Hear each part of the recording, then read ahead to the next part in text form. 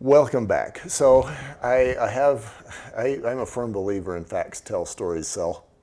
And from the previous segment, I'm sure there's some of us who kind of sort of believe that we kind of sort of have made a case that it's ethical to turn somebody in. Yes. Let me put that in underline and bold with a story. Okay. So this was probably, it was more than 10 years ago. And this goes back to the Google reviews that I was telling you about. I pulled a furnace filter out of somebody's furnace, and it was 3/4 of an inch thick in dust and hair.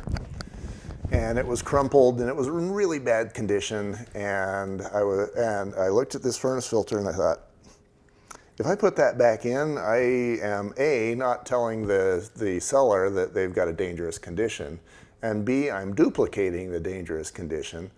So does that cause a problem ethically and legally for me? So I'm thinking, all right, I really should let the sellers know. And what's the best way to do that? And my next thought is, well, I'll put it next to the furnace, but then I'm thinking he'll never see it near the furnace because obviously he doesn't visit the furnace ever. So then my third thought was, put it in the living room where you know he's going to see it.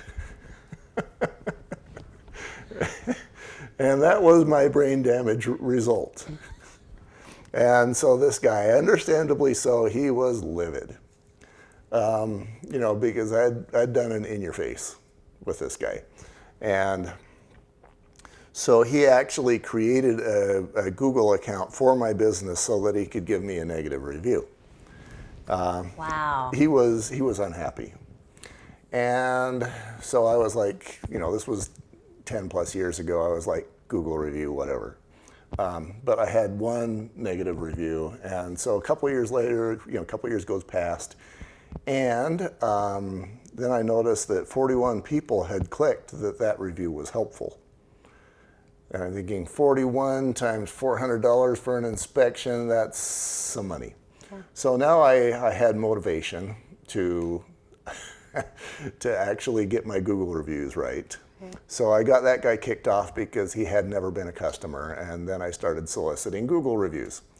That guy is probably the one person who's done more for my career than anybody else in my entire life because he alerted me to something that I needed to know.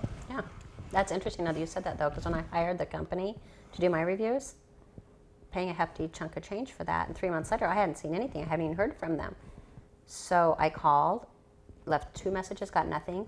So I put up a negative review. Uh-huh. The president called me the next day. Uh-huh. He refunded for my last 3 months.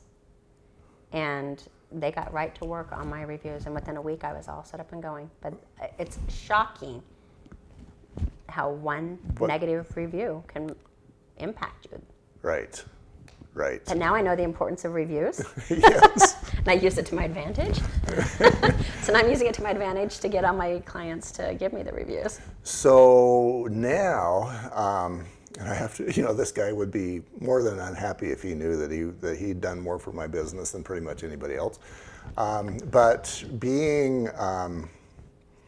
he alerted me to something that I needed to know, which in this case had nothing to do with the furnace filter. It kind of did. I could have written him a note and put that in the kitchen, but I didn't think of that because I was brain damaged at the time. But he also gave me the information to know that Google reviews were important.